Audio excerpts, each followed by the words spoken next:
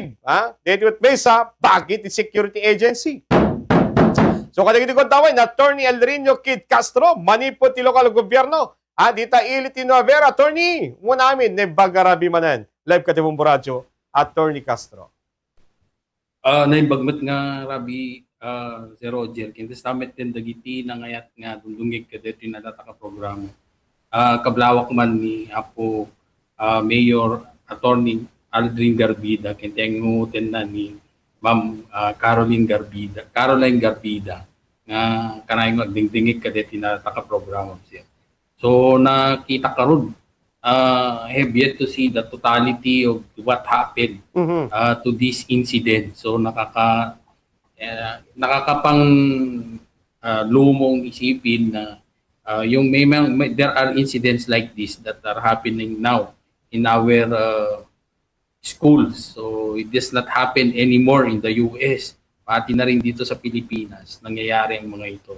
And to think na yung mga gumawa ng ganitong mga krimen, so it is alleged to be minors, so ages 14 and 15.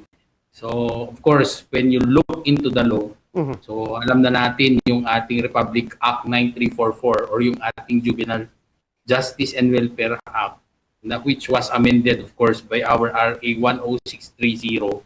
So dito makikita mo na when you talk about students or children ages below 15, so kung yan ay below 15, they are exempt from any criminal liability. So ang gagawin lang dyan would be, they would be undergoing intervention program coming from the government. So and of course, syempre yung punto natin dito is to remind our children na when you talk about crime, again, time and again, inulit natin na it does not only constitute criminal offense. So, I mean criminal liability. Kasi when you talk about crime, dalawang liability dyan, yung kakaharapin mo. So, it's criminal liability and civil liability. So, pag sinabi natin criminal liability, yan yung kulong. So while it is true that you will not be imprisoned for that particular act, but of course you will be disturbed when you will be undergoing intervention program. So imagine mo, minomonitor ka ng estado dahil sa, okay, so if you would be made liable to this, syempre ikaw ay haharap ng intervention program. So you will still be disturbed. And of course, when you talk about crime, it follows with it that there is what we call civil liability. So when you say civil liability, danyos yan. So kung ikaw ay nakapatay, so ibig sabihin, meron kang civil liability, may danyos na babayaran. So ngayon, kung wala kang pambayad, so it would be pass it on to your parents. So another responsibility. Sa hirap ng buhay ngayon, ibang dami tayong problema sa mundo. So idadagdag mo pa yung mga ganyan na kalokohan ng ninyong mga kabataan ngayon. So it would be, of course, it will disturb your future. So rest assured, itong mga ganitong mga kaso ay hindi yan pababayaan ng gobyerno o estado. So, most likely, this will push through. Talagang yung mga magulang nyo ay pananagutin din dito. Kung sakali man na yan, yung age ninyo, age ng taong involved na dito, which is 14 and 15, so exempted from criminal liability, but then again, you will still be made civilly liable. So, yun naman, yung lagi nating in-emphasize, although the law protects you, because of your minority, you are exempt from any form of criminal liability, but the fact that you will be undergoing intervention program. So iba naman yung treatment sa inyo with regular children na malaya sa kanilang ginagawa. Ikaw ay minomonitor na ng gobyerno. Yun naman yung mga kakarapin mo. So imagine, diba, yung ganyan na istorbo sa iyo. And of course, dito, you also put your, di ba, merong karagdagang report. We have seen the report na yun palang baril na involved dito, which was used by these two minors, yung isa doon ay pagmamay-ari ng China. So, nakakapanilakas mo, diba? Parang nilagay mo tuloy yung iyong anti sa masamang sitwasyon wherein possible na he would be depende doon sa surrounding circumstances kasi as of this time syempre tayo naman yung napanood lang natin is yung paunang ulat at hindi pa ito at hindi pa rin at yung opinion natin ay nakasalalay doon sa paunang ulat and it's not yet final kasi kailangan pa ng result coming from the investigation na sinasagawa ng ating mga yung ating mga kapulisan ukol dito. So, but then again, if ever there is truth about it na yung that is owned, di ba? Meron ka rin dagaragdagang impormasyon ukol dito na that is owned by yung kanyang auntie. So, yung auntie niya ngayon ay pwedeng makaharap sa mga patong-patong na kaso kasi una dyan would be negligent loss of her firearm, di ba? So pwedeng pinabayaan niya na mapunta ito sa access ng bata na yon. So pwedeng panagot siya dito. And of course, pwede rin kaharap siya ng reckless imprudence resulting in multiple homicide, di ba? Kasi nga, di ba, titingnan din yung mga anggulo diyan kasi siyempre, yung baril niya, siyempre, yun ang nagamit doon sa krimen na yun. Kasi as of this time, we are just basing on the initial investigation. So, yun, yung mga pwede niyang kakaharapin. And of course, hindi pa natin magbigay yung detalye na exact cases to be filed, but this can be possibly be filed against yung kanyang yung sa bata and at the same time yung sa kanyang auntie. So, syempre may criminal liability dyan. Okay, yung mga pwede rin na violation of the child protection laws kasi hinayaan niya ito. Okay? So, pwede rin yan. And of course, automatic dyan would be when you're facing criminal liability, pwedeng harap na rin yan ng administrative liability. Although yung criminal liability, mayroon ng civil dyan, pero being a public servant, bilang isang taong gobyerno, so it follows with it that it will affect your work.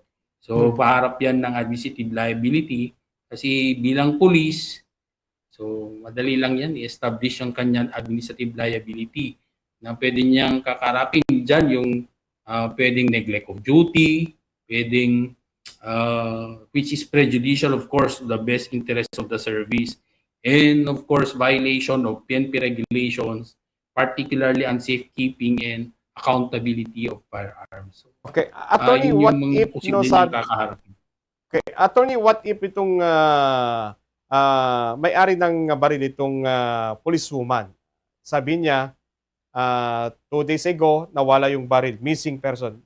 Sakali lang may pananagutan pa ba si policewoman, attorney? Yes, kasi hindi while it is true na pwede niyang depensa yon. Okay, pero hindi, it's not sufficient that you just say na hindi niya alam. Okay, so pwedeng she can use that as a defense, but more of an mitigating circumstance, but it will not, it will not, it will not exonerate or hindi yon pwedeng dahilan para hindi siya pwedeng kasuhan administratively.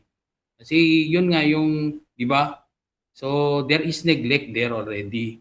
Na, di ba, yung ating, when you talk about yung paghawak ng baril, okay, so there is a high standard when it comes to the responsibility pagdating sa pag-iingat ng service firearm. So sa punto na to, so the fact na nawawala yung kanya service firearm, so there is already a presumption of negligence. So, syempre yung mga tao, yung mga tagapanood natin or tagapakinig, sasabihin na naman sa akin, hindi ba sapat yun na nasa kamay ng bata? It's already a form of neglect. But of course, we always presumption muna kasi nga hindi naman tayo korte para or tayo ang PNP Internal Affairs Service para magsabi na meron na siyang violation. But then, looking into the totality of what happened, yun ang nakikita natin. Meron siyang kapabayaan doon that she can be made administratively liable. Okay. Attorney, nabanggit mo kanina sa ilalim ng batas na edad kung saan maaring magkaroon ng criminal liability ang isang bata or estudyante. Attorney, itong taon nitong mga suspect, 15 years old saka 14 years old. So, pwede po natin iklaro, Attorney, kung makakasuhan ba ito ang criminal liability itong mga dalawang suspect, estudyante, Attorney? Okay. So, when you talk about yung pag yung bata is already above 15 years old, okay, so mahigit 15 kasi yung sabi more than 15. So hindi naman siguro eksaktong or 15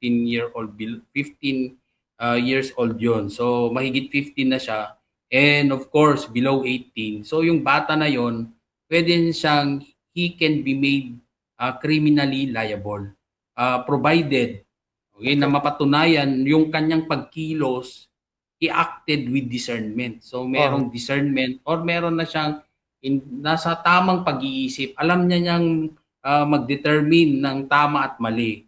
Okay, so makikita yan doon sa actuation niya or sa mga actions na ginawa niya. So like for example, in that case, di ba? So alam naman niya yung kung ano yung pwedeng maidulot ng paghawak ng baril. So kung ikaw ay magpaputok sa iyong kapwa-bata, so alam mo kung anong kakahinatnan ng mga kapwa-bata mo sa iyong pagpapaputok, di ba? So mapapatay mo yung mga bata. So with that, okay, kung ganyan yung makikita doon sa insidente na yon, so he can be made criminally liable. So he can be yung ating ang mangyayari diyan would only be deferment ng kanyang pagkakulong. So if proven guilty, he will still be imprisoned upon reaching the age of 18. Okay, so kung hindi siya itong mga menor de edad na suspect, paano po ba naiba ang proseso ng investigasyon at paglilitis kumpara sa isang adult offender, Attorney? Okay, so syempre meron tayong mga batas connected to this, di ba? Yung ating syempre meron pa ring iba pa rin yung treatment upon on handling cases for children kasi syempre alam natin na they are protected under our laws. Kaya lang okay, so like in pagdating na lang sa penalty alone, 'di ba? They cannot be made criminally liable. Kaya lang when you talk about crime, yun nga yung sabi ko, sabihin man natin na hindi ka mapapakulong, okay, with the crime that you have committed. Kasi nga protektado ka ng Juvenile Justice and Welfare Act. Kaya lang, yun nga yung punto natin, you will be undergoing what we call intervention program. So pag may intervention program, from the word intervene, so makikialam ngayon ang Estado sa iyong pamumuhay. So they will monitor you from time to time. So I really do not know how will the DSWD will do it. But then again, from the term alone na intervention, so they will intervene to your life. Parang meron pa ring pagka-istorbo sa iyong pamumuhay. Okay, so yun naman yung nakikita natin dyan. And of course, magkakaroon ka ng record. Okay, batang-bata ka pa, may record ka na. And then of course, kung ikaw, inilalagay ka sa bahay silangan or whatever yung mga other intervention programs that will be done to you, so may istorbo ka pa rin dyan. And of course, when you talk about crime, do not remove the fact na ikaw din ay kakaharap ng civil liability. So when you talk about civil liability, syempre yung danyos. So kung may napatay ka, may bayad dyan. So pananagutin ang inyong magulang.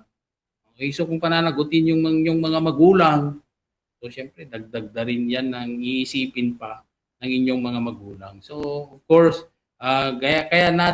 we always share our knowledge to these children na although while it is true that you are provided protection from our laws, yung ating mga kabataan, pero yan lang na protection ay para lang sa tama na ginawa ninyo. Pero kung if you are involved into a crime, okay, so while it is true na minor ka, meron exemption, or I mean, there is, tama, yung exemption because of minority from criminal liability. But when you talk about crime, there are other forms of liability that you will be facing.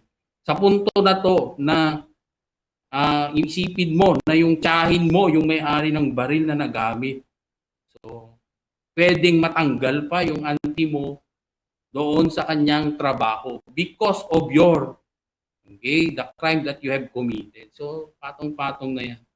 So, kawawa naman yung while ito pumasok sa edad niya, more than 15 years old, so pwede yon, okay, na kakaharap na ng criminal liability when there is what we call discernment, or meron siya, sa kanyang mga actuations or actions, there is already a manifestation of discernment, or alam niya yung tama at mali doon sa kanyang ibig sabihin, attorney, so, parang i-custody po ng social welfare or DSWD. Pag 18 years old na, may papasok sa regular na kulungan or mga bilangguan, attorney. Yes, yung lalo na yung sa 15 to 18 years old. So, when acted with discernment, so nag-aantay ka lang na pagdating ng age of majority, you will still be, okay, if you are made criminally liable and you acted with discernment, so makukulong ka pa rin. Pero yung 14 years old, so while it is true that there is exemption to criminal liability, but then again, ikaw pa rin ay sasailalim naman sa intervention program ng ating gobyerno. Okay. So, when you talk about intervention, hindi rin yan simple na, di ba, yung parang wala lang na intervention, meaning they will intervene sa iyong buhay. So, merong gagawing intervention program sa iyo. So, meaning you will be under monitoring ng ating gobyerno. So, you will still be disturbed. So, nating emphasize yan kasi nga parang, okay, 14 years old ako, so I cannot be made criminally liable. But then again, undergoing intervention program would still disturb your life. Okay, so hindi ka pa rin totally na malaya. And of course, your parents, kasi ikaw walang capacity to pay the damages kasi nga meron kang napatay. Okay, so merong danyos dyan. So, but then again, your parents would still be made liable. Worse, dito sa case na to, yung auntie niya, yung nagamit yung baril, so yung auntie mo pwede pang matanggal sa serbisyo dahil lang dito. So, marami yan marami nang pwedeng epekto yan sa nagawang krimen na to.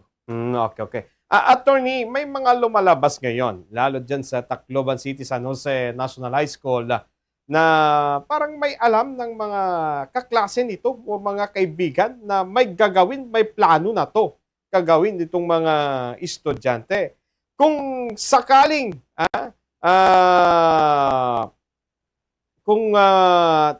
ibig ko sabihin, kung mga kaibigan niya nakaalam ng planong pananakit, ngunit hindi sila nagsumbong, attorney, maaari rin po ba silang managot sa batas, attorney?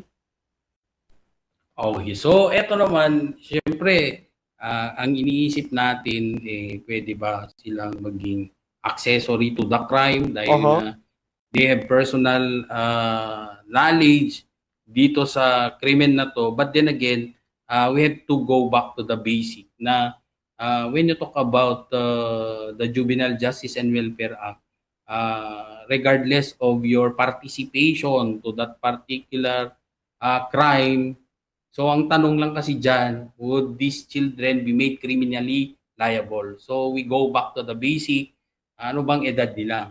Okay, so if they fall under the exemption because of minority, so they cannot be made criminally liable.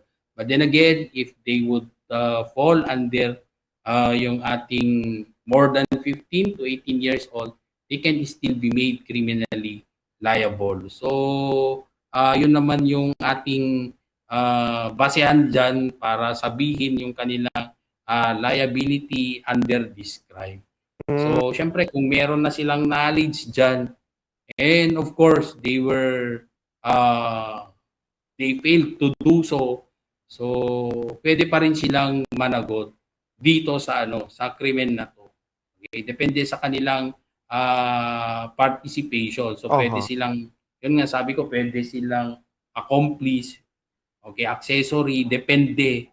Kasi nga, while it is true na hindi man sila magiging principal doon kasi hindi naman sila yung mismo gumawa ng krimen na yon directly.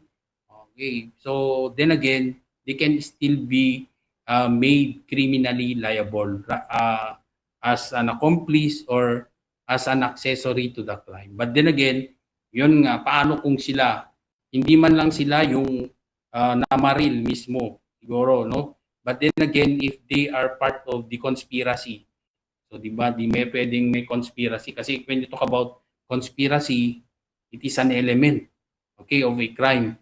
So it is not a crime itself, but then again, it's an element of the crime. So kung ikaw, you conspired, you know it at first, and then you participated with that particular crime, so you can still be made criminally liable just like the principal.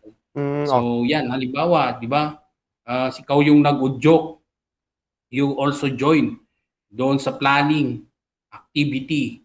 So alam mo na may dalang baril ang iyong kaklase at nakipagplano ka doon para ilusot yung baril na yon. So while it is true that you are not part of the actual